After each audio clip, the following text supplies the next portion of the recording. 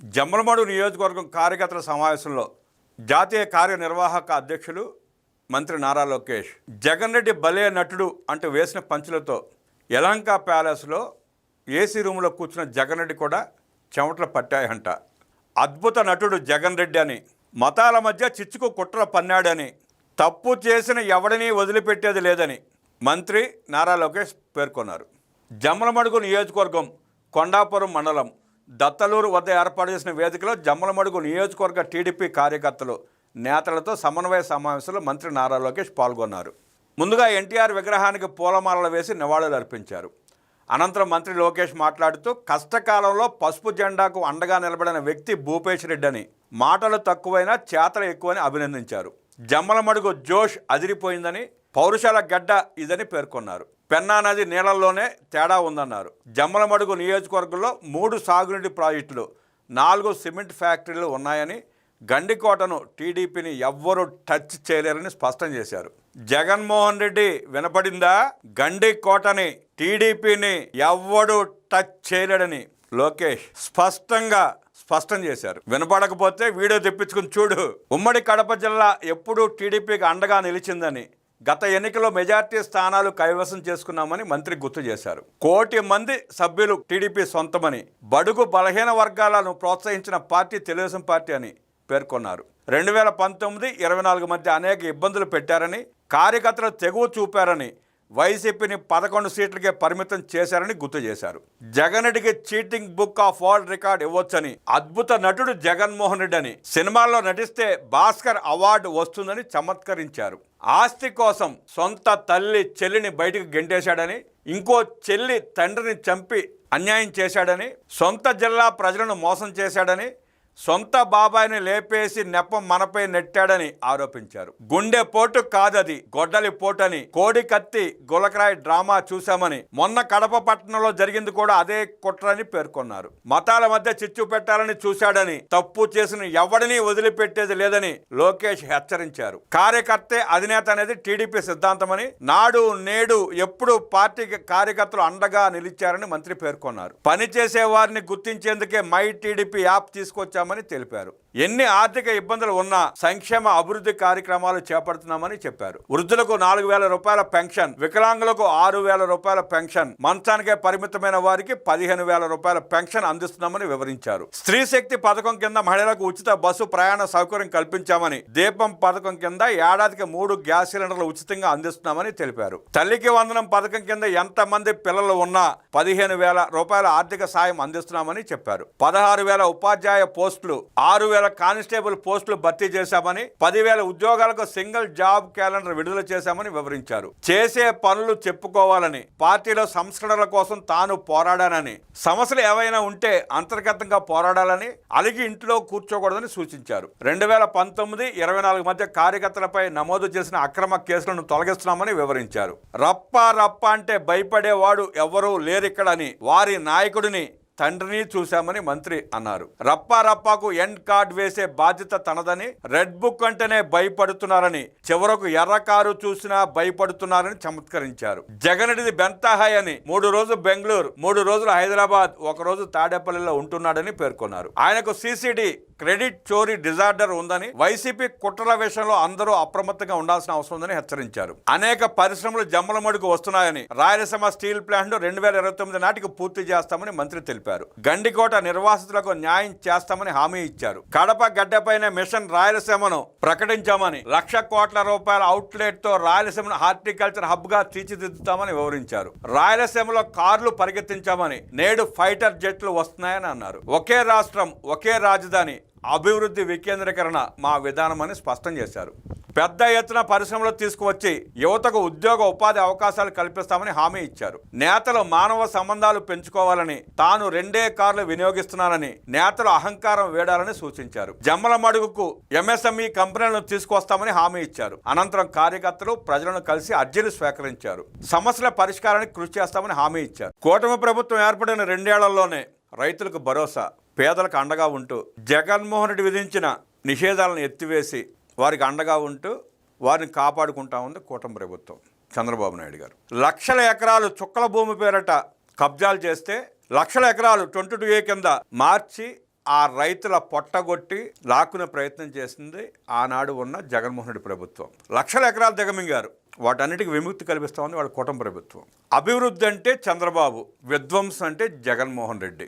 ఇక్కడ చంద్రబాబు నాయుడు గారితో జగన్మోహన్ రెడ్డిని పోల్చలేం కూడా. నక్కకి నాగలోకానికి ఉన్నంత తేడా ఉంటుంది చంద్రబాబు నాయుడు గారికి, జగన్మోహన్ రెడ్డికి. జిత్తుల మారి నక్క జగన్ రెడ్డి. రాష్ట్ర అభివృద్ధి కోరుకుని రాష్ట్రాన్ని కాపాడుకోవాలని ఆలోచించుకునే నాయకుడు, దార్శనికుడు చంద్రబాబు నాయుడు గారు. ఆయనతో జగన్ రెడ్డిని ఎక్కడ పోల్చలేం. ఆఖరికి జగన్మోహన్ రెడ్డి కంటే 10-15 సంవత్సరాలు చిన్నవాడైన లోకేష్తో కూడా జగన్ రెడ్డిని పోల్చలేం. ఈ 23 మాసాల్లో లోకేష్ తీసుకొచ్చిన పరిశ్రమల్లో, తెచ్చిన లక్షల కోట్ల రూపాయల పెట్టుబడిలో, తెచ్చిన లక్షల ఉద్యోగాల్లో జగన్మోహన్ రెడ్డి కనీసం 0.0001% కూడా తేలేకపోయాడు. జగన్ కంటే పెద్దవాడైన బాబు గారితో పోల్చలేం. జగన్ కంటే చిన్నవాడైన లోకేష్ తో కూడా జగన్ పోల్చలేం. జగన్తోనే పోల్చాలి. జగన్ లాంటి మనిషి ఈ భూమి మీద ఇంకొకడు ఉండడు పోల్చడానికి కూడా. అందుకే జగన్తోనే పోల్చాలి. అదొక వింత జీవి. ఆ వింత జీవితో ఎవరిని పోల్చలేం. జగన్ ఒంటిలో ప్రవహిస్తోంది రక్తం కాదు, విషం. జగన్మోహన్ రెడ్డి డిఎన్ఏలోనే విషం ఉంది. వాళ్ళు విష సర్పాలు. రాష్ట్రంలో ఆమోదం పొందిన ప్రాజెక్టుల గ్రౌండింగ్ ఈ ఏడాది సెప్టెంబర్ కల్లా జరగాలని, డిసెంబర్ 2028 కల్లా ప్రారంభమయ్యేలా చూడాలని మంత్రుల కమిటీ అధికారులకు ముఖ్యమంత్రి నారా చంద్రబాబు నాయుడు సూచించారు. రాష్ట్రం అనుసరిస్తున్న స్పీడ్ ఆఫ్ డూయింగ్ బిజినెస్ విధానాన్ని ఆచరణలో చూపాలన్నారు. విశాఖ భాగస్వామ్య సదస్సులో కుదుర్చుకున్న ఒప్పందాలు, ఎస్ఐపిబి ఆమోదించిన ప్రాజెక్టులపై మంత్రుల కమిటీతో క్యాంప్ కార్యాలయంలో ముఖ్యమంత్రి సమీక్ష సమావేశం నిర్వహించారు. ఎంఓయూల స్థితిగతులు, ప్రాజెక్టుల పురోగతిపై ఐటీ శాఖ మంత్రి నారా లోకేష్ ఈ సందర్భంగా ముఖ్యమంత్రికి ప్రజెంటేషన్ ఇచ్చారు. మంత్రుల కమిటీ తీసుకున్న చర్యలు, ప్రస్తుత కార్యాచరణ, భవిష్యత్తు ప్రాజెక్టుల గురించి వివరించారు. ఈ 23 నెలల్లో 21,64,258 కోట్ల రూపాయల పెట్టుబడులు, 756 ప్రాజెక్టులు రాష్ట్రానికి వచ్చాయని, వీటితో 21,20,567 ఉద్యోగాలు వస్తున్నట్టు తెలిపారు. ప్రైవేట్ రంగంలో ఏవియేషన్ ప్రాజెక్టులను ఆకర్షించేలా చర్యలు చేపడతామని లోకేష్ చెప్పారు. పెట్టుబడుల సాధనలో దేశంలోనూ ప్రైవేట్ రంగంలోనూ ఏపీ పేరు మారుమోగుతోందని, ఎంఎస్ఎంఈల అనుమతులు, ఇతర వివరాలను త్వరలోనే వెబ్సైట్ ద్వారా అందిస్తామని లోకేష్ తెలిపారు. ప్రాజెక్టుల గ్రౌండింగ్, అనుమతుల వివరాలు, ఉద్యోగాల కల్పనపై సింగిల్ పోర్టల్లో డాష్ బోర్డు ఏర్పాటు చేయాలని ముఖ్యమంత్రి ఆదేశించారు. భూ కేటాయింపులో మొదటగా పర్యాటక ప్రాజెక్టులకు, తర్వాత ఐటీ కంపెనీలకు ప్రాధాన్యత కల్పించాలని సీఎం స్పష్టం చేశారు. టూరిజం, ఐటీ లాంటి ప్రాజెక్టులకు వినూత్నంగా మల్టీపర్పస్ భవనాల నిర్మాణం చేపట్టే ఆలోచన చేయాలని సూచించారు. సూర్యలంక బీచ్ ఫ్రంట్ ను గోవా ప్లస్ గా తీర్చిదిద్దేలా ప్రణాళికలు చేయాలని, బాపట్ల బీచ్ కు త్వరలో మాస్టర్ ప్లాన్ సిద్ధం చేయాలని ఆదేశించారు. ఏపీలోని 21 ప్రధాన ఆలయాలను కలుపుతూ టెంపుల్ టూరిజం ప్రాజెక్టు వేగంగా చేపట్టాలన్నారు. ఐటీ ప్రాజెక్టులు తమ కార్యకలాపాలు 18 నెలల్లో ప్రారంభించేలా చూడాలని స్పష్టం చేశారు. సెమీ కండక్టర్స్, ఎలక్ట్రానిక్స్ కాంపోనెంట్స్ తయారీ ప్రాజెక్టులను ప్రోత్సహించాలని ముఖ్యమంత్రి సూచించారు. ట్రాన్స్మిషన్ తో పాటు సోలార్, రూఫ్ టాప్ ప్రాజెక్టులకు ప్రాధాన్యత ఇవ్వాలని, ఏపీ నిర్దేశించుకున్న 160 గిగావాట్ల గ్రీన్ ఎనర్జీ ఉత్పత్తి లక్ష్యాన్ని వేగంగా చేరుకోవాలని సీఎం అన్నారు. అయితే ఇప్పటికే 99 గిగావాట్ల గ్రీన్ ఎనర్జీ విద్యుత్ ప్రాజెక్టుల నిర్మాణ దశలో ఉన్నాయని అధికారులు తెలిపారు. సర్క్యులర్ ఎకానమీని ప్రోత్సహించేలా వేస్ట్ టు ఎనర్జీ ప్లాంట్ త్వరితగతిన ఏర్పాటయ్యేలా చూడాలని సీఎం అన్నారు. 2027 డిసెంబర్ నాటికి 46 ఫుడ్ ప్రాసెసింగ్ ప్రాజెక్టులు ఉత్పత్తి ప్రారంభించేలా నిరంతరం పారిశ్రామికవేత్తలతో సంప్రదింపులు చేయాలని సీఎం సూచించారు. షిప్ బిల్డింగ్ సెంటర్ నిర్మాణం, పోర్టులు, ఎయిర్పోర్టులు, ఇన్లాండ్ వాటర్ వేస్ ప్రాజెక్టులు వేగంగా పూర్తి చేసేలా యాక్షన్ ప్లాన్ సిద్ధం చేయాలని చెప్పారు. నౌకా నిర్మాణ రంగంలో ఉన్న అవకాశాలను అందిపుచ్చుకోవాలని స్పష్టం చేశారు. వైద్యారోగ్య రంగ ప్రాజెక్టులు రాష్ట్రంలో ఏర్పాటు కావాల్సి ఉందన్నారు. గడిచిన 30 ఏళ్లుగా ఏపీలో భూసేకరణ గురించి వివాదాలు ఏర్పడలేదని, రైతులకు, పరిశ్రమలకు, ప్రభుత్వానికి ప్రయోజనం కలిగేలా భూసేకరణ ఉంటే ఎలాంటి ఇబ్బంది ఉండదన్నారు. రాష్ట్రంలో చేపట్టే ప్రాజెక్టులో పర్యావరణ హిత టెక్నాలజీ వినియోగించాలని సీఎం సూచించారు. తీర ప్రాంతాల్లో సముద్రంలోకి కాలుష్య కారకాలను విడిచిపెట్టకుండా చూడాలని అన్నారు. సూర్యలంక, నెల్లూరు, మైపాడు వంటి బీచ్ ప్రాంతాల్లో పరిశుభ్రమైన పరిస్థితులు ఉండాలన్నారు. కాలుష్యాన్ని సముద్రంలోకి విడిచిపెడితే భవిష్యత్తులో ఇబ్బందికర పరిస్థితులు ఎదుర్కోవాల్సి ఉంటుందని హెచ్చరించారు. పరిశ్రమలకు ఎస్క్రో ఖాతా ఏర్పాటు చేసే విషయంలోనూ త్వరితగతిన కార్యాచరణ చేపట్టాలన్నారు. MSME right to business act వెంటనే అమలులోకి తీసుకురావాలని,